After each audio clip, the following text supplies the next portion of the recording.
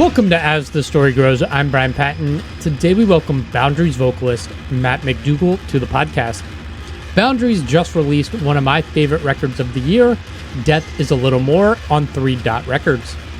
Matt talks about getting involved in the Connecticut hardcore scene and the history of Boundaries, the band's relationship with 3 Dot, switching up his approach to writing lyrics on Death is a Little More, and more. If you haven't listened to Death is a Little More yet, what are you waiting for? The album is absolutely incredible, and you won't regret listening to it. Banger after banger. Trust me. Thanks so much for checking out this interview. If this is your first time listening to As the Story Grows, welcome, and I'd absolutely love it if you subscribed to the podcast feed. You never know when you'll discover your new favorite band.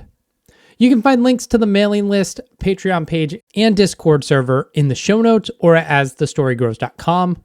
On the mailing list, I just shared the Stavesacre audio essay that originally aired on Patreon, so you never know when you'll get something special. Enjoy getting to know Matt McDougal from Boundaries.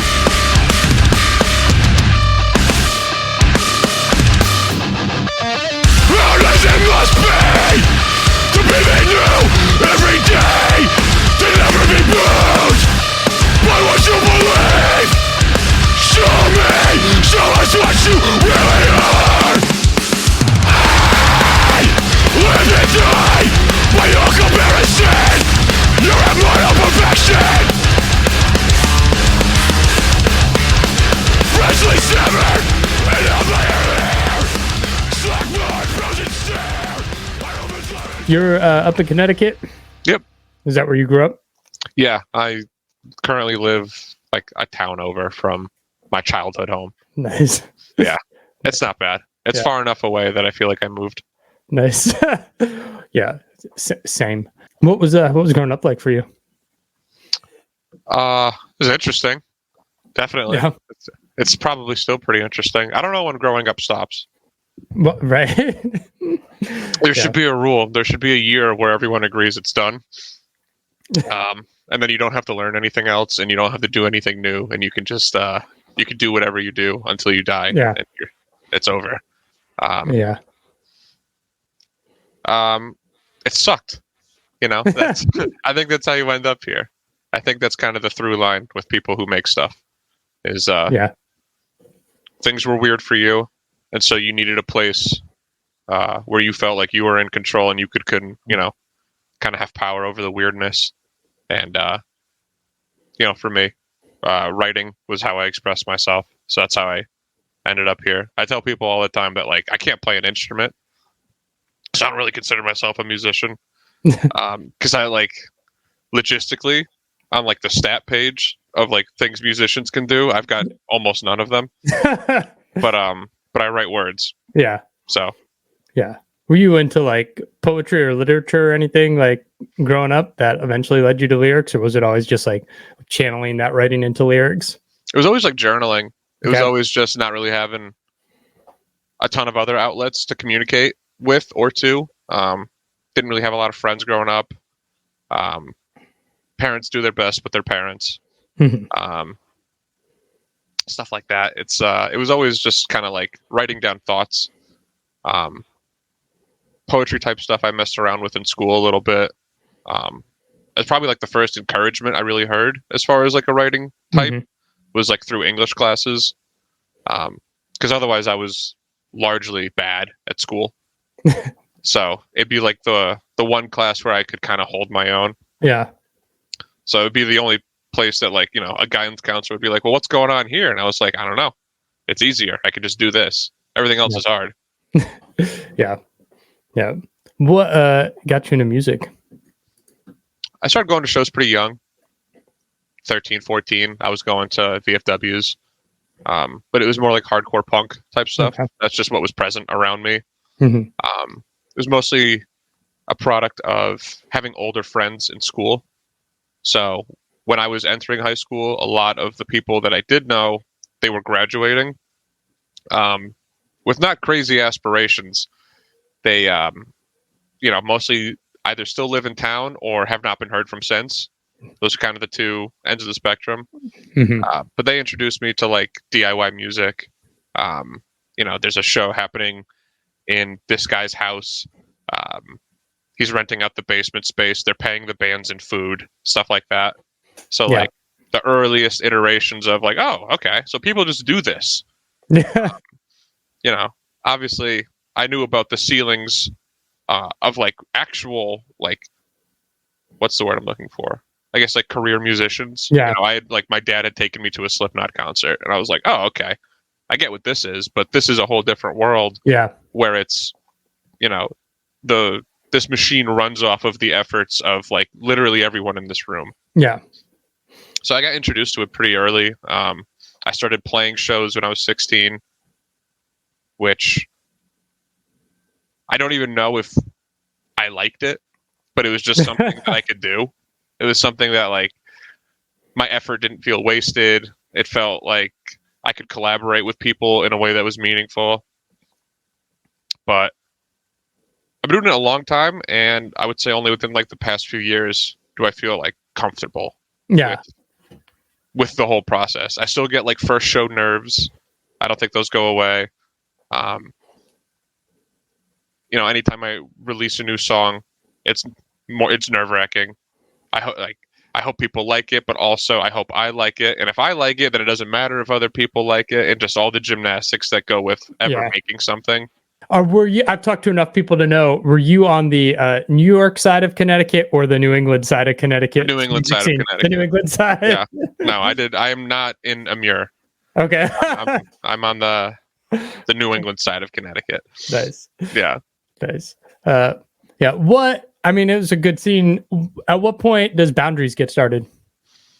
So there's no original members left in the band, which I feel like people may not know. The closest thing would be myself and our guitarist Corey, because we joined pretty much at the same time. Okay.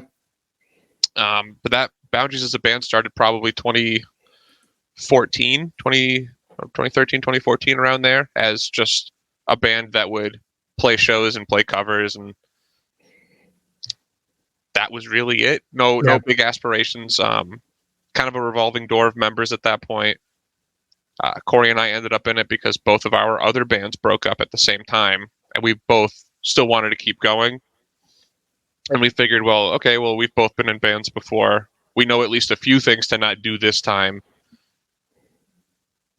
Let's just join one and start from fresh. I took a year off of music when my first band broke up.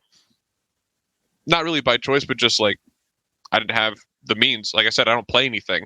Yeah. I can't like sit in my room and write an EP and send it to someone and be like looking for players. Like I can't. I don't have the means. I don't have the skill for it. But I've been a part of it since 2015. I want to say something around there. Probably 8-9 years, something like that. Nice. Talk to me about like navigating COVID. I mean, you guys put out your Receding Warmth November of 2020. What was that like for you guys as a band to just like keep putting out music, keep going through lockdown? So it was done a little bit before we put it out, a couple months. And I think at a certain point we just had to make the decision. Do we sit on this until things are, people are going to shows again? Or do we just put it out and whatever happens, happens? Mm-hmm. And we all figured, like, at this point, November, we're half a year into COVID. Yeah. It's starting to look like this may take a while. Mm-hmm. And we just weren't in a position to sit on a record. We were still, people still call us like a new band because they've never heard of us before. Yeah. So at that point, we were very new. We were very just like eager to make an impression, to write a full length and show people that we could. So it seemed kind of like a no-brainer at the time. Yeah. To just, I'd rather put it out and give it to people instead of, because I have friends in other bands that waited. They waited 2-3 years to put out the record that was ready, and I couldn't have done that. I'm too impatient. Yeah.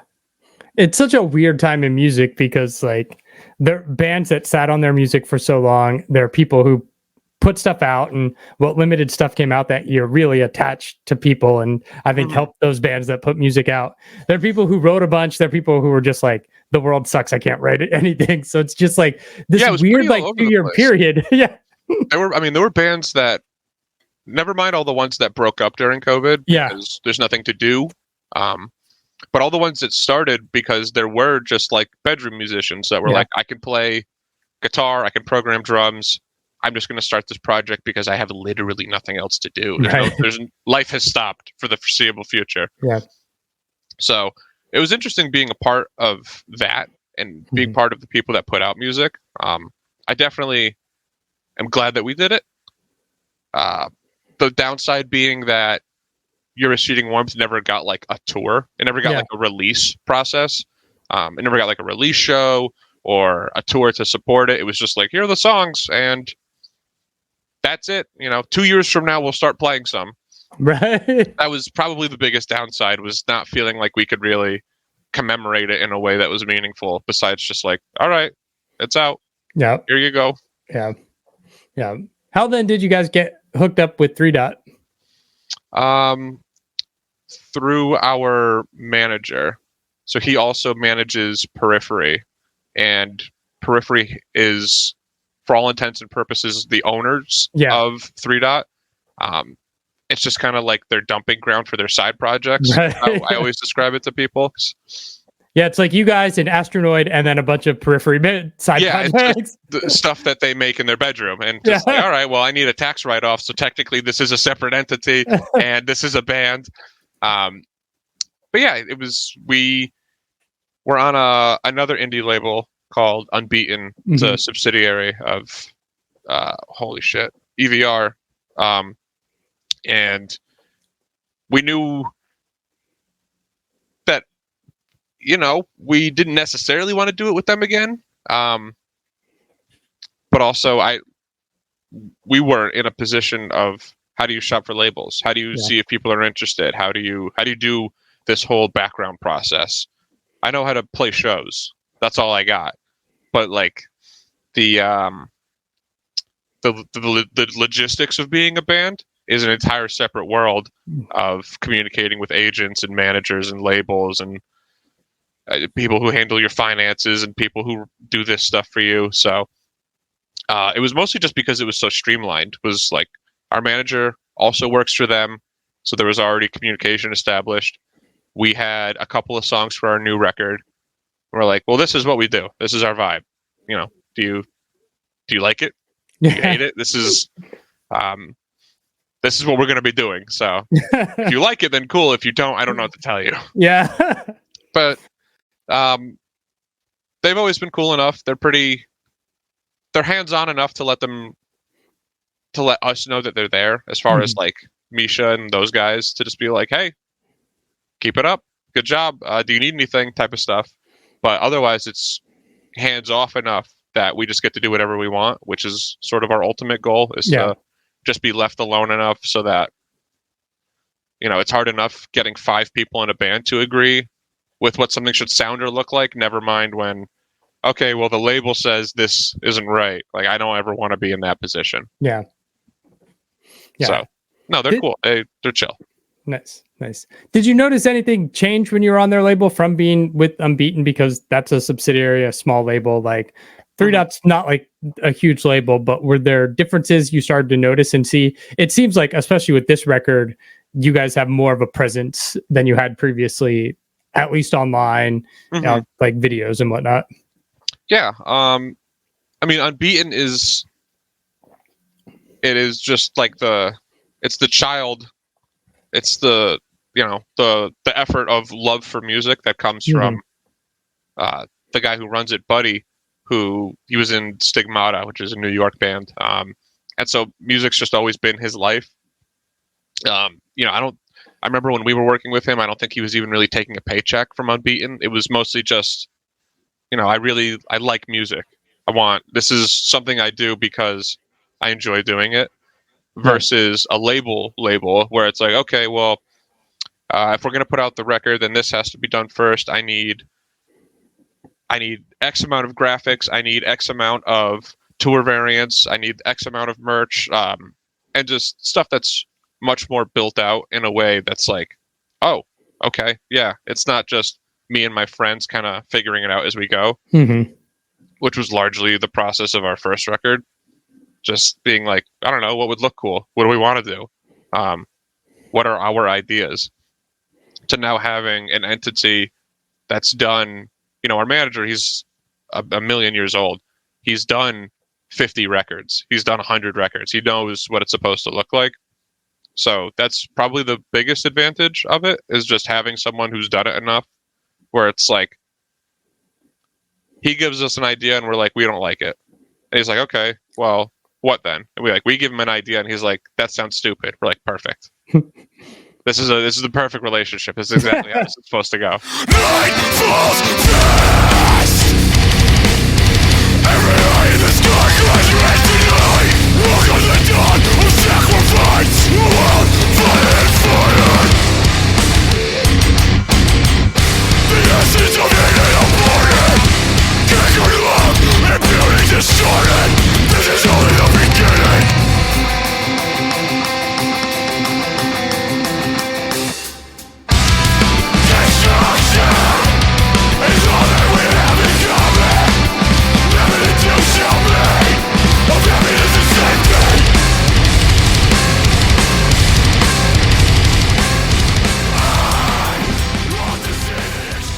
I assume Bearing Brightness was largely written in lockdown. Are you guys a band that usually writes kind of like whoever's playing guitar writes the riffs and then sends it off? Is that kind of your structure anyways?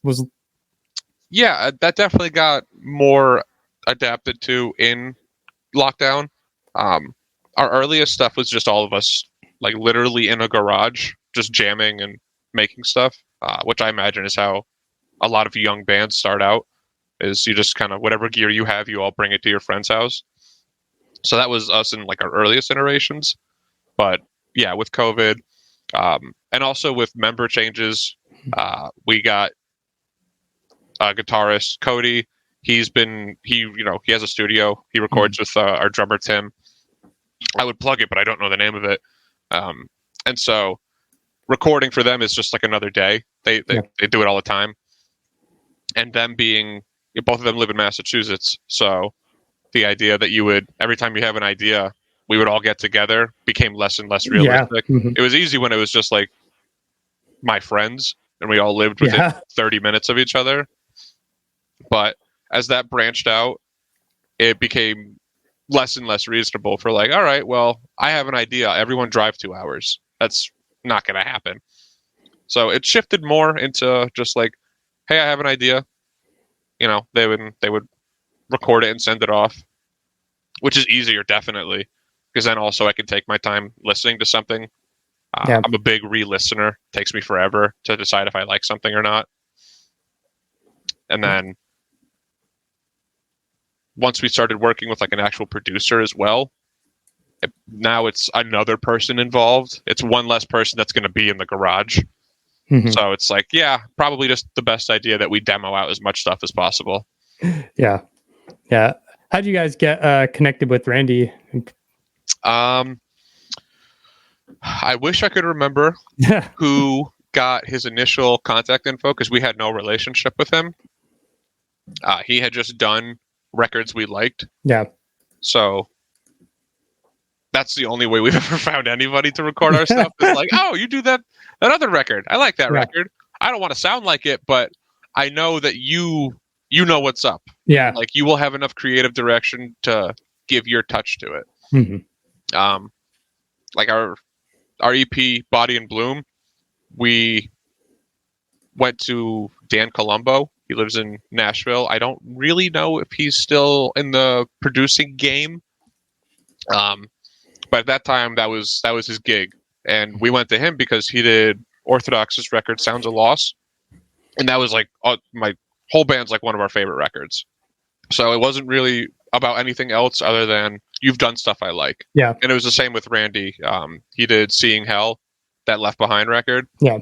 And I was like, this is it. This is like the pinnacle of like core crossover music, like HM2 chainsaw guitar riffs, and like especially with how Left Behind sounded before then. For anyone who isn't aware, how they used to kind of sound like Sworn In.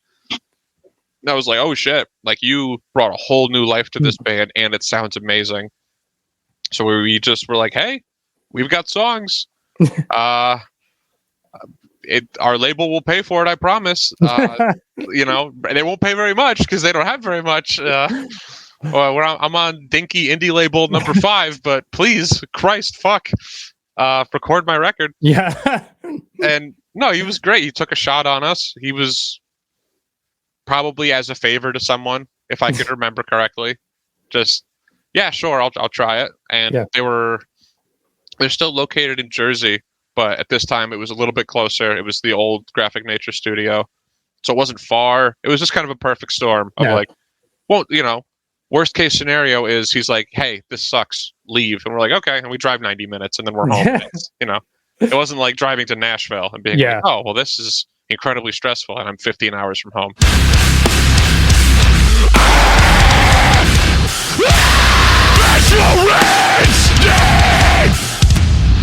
Into obscurity, a course reflected in the rain.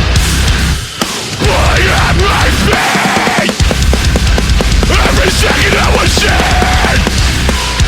And the scar I can cover. New record is called Death is a Little More. That's a track, but what about that song or that title encapsulated the record?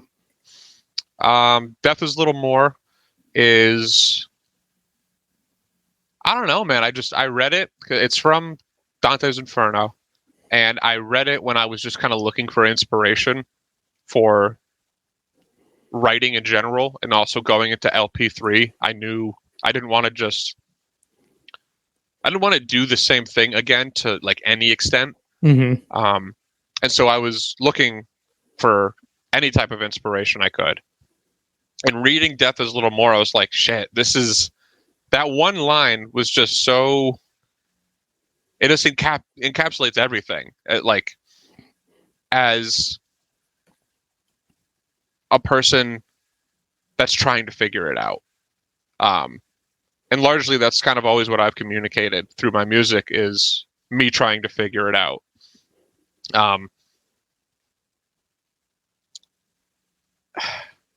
I wish I could better explain it,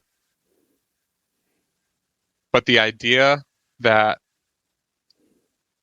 life has become this impasse of tasks, of just, this will always, it doesn't stop. This will be, from now until the end, it is a constant barrage of survival. And that was just something that I identified with. It was something, especially it being as old as it is, you know, it was written 700 years ago. I was like, oh, so it's always been like this. It was like, life has always been kind of shitty. It's always been confusing for people. You know, for as long as there's been the written word, people have been like, well, shit, what am I supposed to do with my life? And I was like, oh, okay.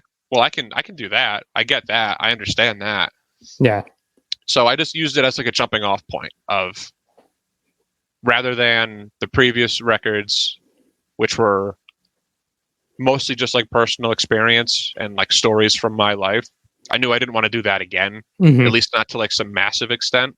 I was starting to feel really tapped out in that area. I was talking to pretty much every other singer in a band that I was friends with to be like, hey, the style of writing you do, it's either kind of one of two things. It's either artsy expression, kind of, you're a writer and you're writing, or it's more like hardcore leaning, where it's like super direct, very literal. You know, here's something that happened and I'm talking about it. And I had always fit into that category because it was as a means of expression. Yeah. But now I'm, you know, 5-6 releases deep, and I kind of was feeling like I was going to fall into a trap with that, where if I kept doing that, then I would only ever be allowed to do that. And that was freaking me out pretty bad. So I wanted to find a middle ground, and something like a title that's inspired from something else. Already it's not just me, so it's not as personal as talking about, you know, events from my life or people in my life. But it's something I could relate to, so I could still feel like I was putting part of myself into it. Yeah. You use lyrics as a way to like tell a story and exorcise demons, and like it's therapeutic, but at some point you're like, okay, I've moved past that, and what do I write about now? And like look, I could keep doing this, but like like I said, like a trap is what it was. It started to feel like. It felt like it was kind of like surrounding me. Like, is this going to be my, like, what if I ever want to do something else? What if I ever, you know, do I have to be miserable all the time to make music now? Does my life have to be just like always shitty so that I have stuff to write about? Because that sounds terrible. Right.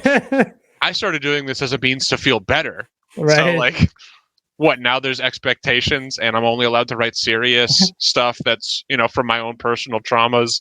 And so now I just have to be constantly miserable.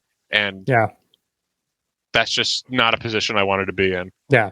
Outside the title coming from Inferno, were there other like movies or books that you were trying to draw inspiration from, or just like... Oh, definitely. Because I had to write a lot of this in the studio. And so the studio, I was there for 6 weeks straight. Oh, jeez. So, which I prefer. You know, I could go back and forth, especially as like the singer. I don't, like I said, I don't play anything. Yeah. So I could show up when there's 2 weeks left and just like drop my lines and then be done. But I'm not, you know, I want to be there for the whole thing. But with that comes a lot of downtime, which I need, because half of this record we wrote while we were there. You know, we went there with something like 16 or 17 ideas, but not like songs. Like, you know, here's a minute of music and this part sounds cool type of deal. But yeah, I can't write to that. I can't write to a minute of music. Like, it's just one riff happening over and over. Like, I can't, there's no inspiration that I get from that. I need to write to like songs. If I'm going to put lyrics on top of something. Otherwise, it was just pulling stuff from my journals, the same it's always been. But I already knew that I didn't want to just be like this open wound on the record anymore. I'll still do some of that. I have to, because that's why I like music, but I can't do it for everything. So, I mean, yeah, there's the first song we put out, Easily Erased. I wrote that after watching Good Will Hunting.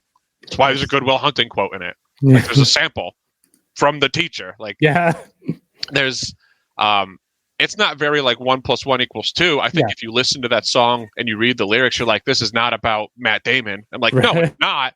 But like, that's what got me there. That was my jumping off point.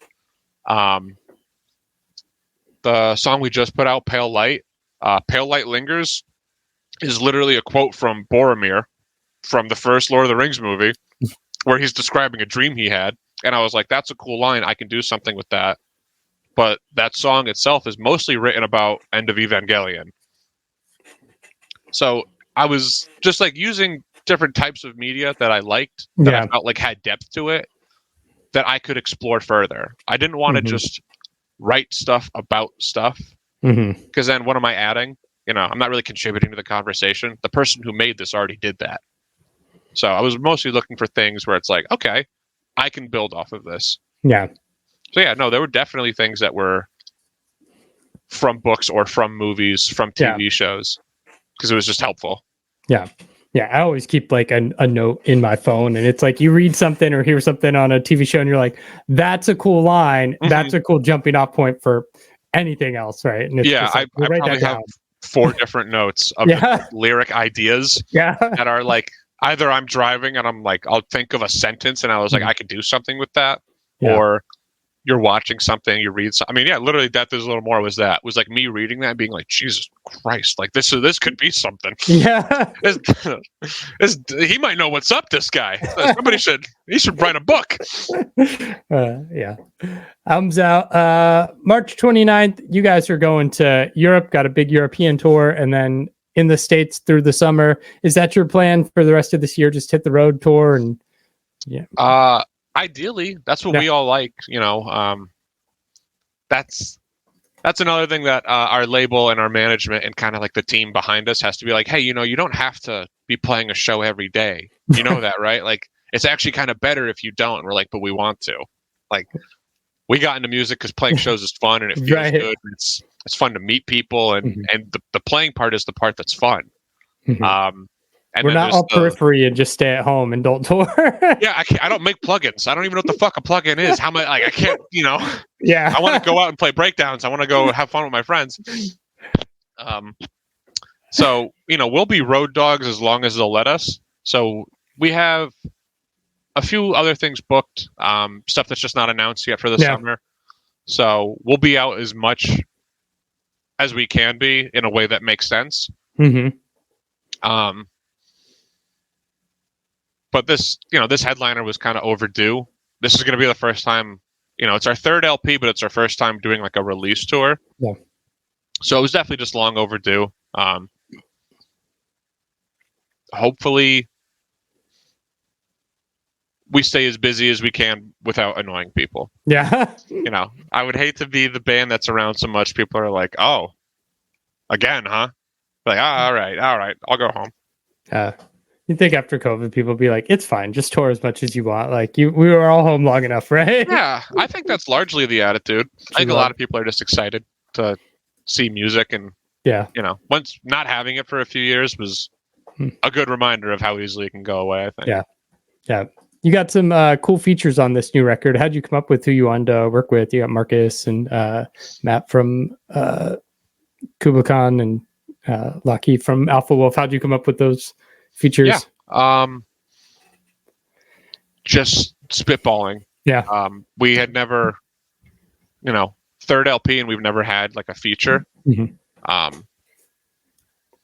Body and Bloom has Brendan Murphy on it, but like uncredited. Probably a ton of people don't know that. But we had never had like a feature. So it was just another thing we'd never done before that we wanted to do because we had never done it before. Yeah. Which has sort of always been the rule with this band of like, all right, well, what have we done? All right, let's not do that again. let's keep it interesting. Let's do something new. The only part that we really had written where it was like, it'd be cool if someone else was here was Pale Light, the song we just put out. The other two features those spots were open. There was nothing written there. There wasn't going to be anything written there. It was just going to be music. Yeah, it was just music. Over Matt's part, it's this real, like, Sworn Enemy type of riff that's like could have just been left alone, and that's how we envisioned it. And then over Marcus's part, it's like just sounds like Chan. Like it's very techie pretty. So again, it didn't need anything over it, but it was just like, all right, well, Marcus is a friend. We met them the first time we did Europe. And we're still pretty close with them and Invent. So we're like, well, his voice is unique. There's not a lot of people that sound like him. That would be cool. It would add a different dynamic. I think a lot of bands fall into the, here's my heavy band, so we got the singer from another heavy band to do a part. Which is cool and all, but like we just wanted to make sure that like whoever we had on it was giving something to it. Yeah. So Marcus, we just sent him the song. We like literally just texted him like, "Hey, are you interested? Maybe do some stuff." And he's like, "Yeah, I love the song. I'll write something." So that was easy. I didn't have to do anything. Nice. We just sent him the song, and he's like, "Yeah," and he records out of his place, so he just sent it to us, and it was immediately perfect. We're like, "Yeah, this is If you've heard Marcus's part, it's super weird. It's like, it's the highest I think I've ever heard a human voice go, and it's like almost operatic, and it's like super dissonant and verby, and like it was very creative, and we're like, yes, that's exactly what we want. Like, I want you to put your stamp on this in a way that only you could. And it was the same thing with Matt from Kublai Khan. Kublai Khan does all their stuff with Randy, the same guy we produce and record with. So we were just like, hey, the song he's on was the last song we wrote for the record. So the whole thing was kind of not an afterthought, but it was like very like down to the wire of like, does this song even make the cut? If it's going to make the cut, it has to be special. Because otherwise, it's like a 90-second track. It could easily not be on the record. It's, it doesn't make or break. So we're like, okay, well, if it's going to make the cut, then the song has to be dynamic enough. And what's going to be something that adds a dynamic aspect to it? Having someone else on it. Mm-hmm. And we're like, okay, well, who fits the vibe of this part in this song? And like I said, it's like I said a Sworn Enemy riff, but like in that same breath, it's like a Creed riff. It's like a rock riff. Like, okay, well, someone like Matt would lend themselves to this because it is such a, muddy boot yeehaw type of part where it's like, all right, someone whose whole vibe is just like, hell yeah. Yeah. Would be perfect for this. So we had Randy reach out because we didn't really have a relationship outside of just like playing some shows together sometimes. We weren't like close. Mm-hmm. And it was the same thing as it was with Marcus, where he heard it. He's like, oh, definitely. I know exactly what I would do. We're like, oh, perfect. We found a studio in his area because I guess he doesn't record at home. And we're just like, hey, we paid this guy. You can just go there whenever and throw down whatever you have for an idea. And pretty much his first draft is what's on the record of just like, he had a thought. He's like, this. And we're like, perfect. Absolutely. Nice. Yeah. The only part that like I wrote was Lockie's part. That was the only song where we're like, we want a feature here. Yeah. This feels like the feature song. And Lockie was just, we knew members of Alpha Wolf were into our music. I had met them, and their bassist has always been super outspoken about being into our stuff. So there was, again, not a huge relationship, but there was some type of connection where it's like, this would be cool to collaborate. This could be how the relationship gets established, rather than, us just hitting up our friends and being like, want to be on our song. Yeah. I wanted it, we wanted our features to do something or mean something, and I think we accomplished that. I love myself to inhale the grave before it clouds every memory. Let me lay where I fall. Not everything can be good before it hits the bottom. Let it one day I'll find a place. I'll find a place to come right round. I like the record a lot. That's all I got. It's definitely my favorite one. Yeah. I don't expect other people to feel that way because that's never how it works. Right. Bands are always most excited about their latest thing, and listeners are always most excited about their oldest thing. So that'll probably always be the case. But I think we proved ourselves in a lot of ways on this record, and I'm proud of it. Yeah. That's all I got. People can like it or not. That's okay. We definitely felt some pressure to prove that we were still a heavy band after Bearing Brightness, because we did get like a little artsier. We had songs in there that are just like Under Oath songs. And so we wanted to prove that we could still do both, definitely. Yeah. Yeah. So the new record is like the heaviest stuff we've ever written, and it's the prettiest stuff we've ever written. Mm-hmm. We didn't want to hang out in the middle too much. We felt like Bearing Brightness hung out in the middle. But this, we just wanted we wanted to find each end of the spectrum and only live there.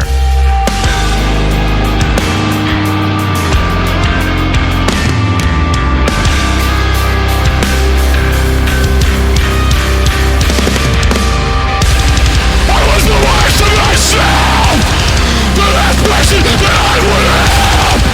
It's taken me until now to take myself out.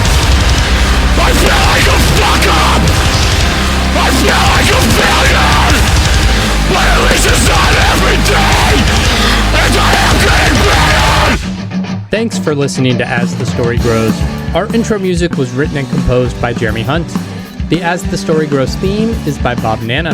If you like what you hear, subscribe wherever you get your podcast and give us a rating and review. If you'd like to support the show financially, you can join us at patreon.com/asthestorygrows. Be a part of our community and join the ongoing conversation over on Discord. If you enjoy this episode, share it on social media with your friends. Much appreciated, and thanks for listening. I never felt so young and alive as when I'm diving into a tune.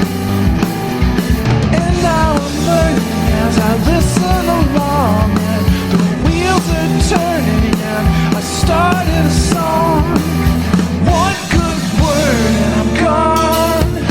Oh, as the story grows, the more I want to know, the more I want to show you. As the story grows, as the story grows.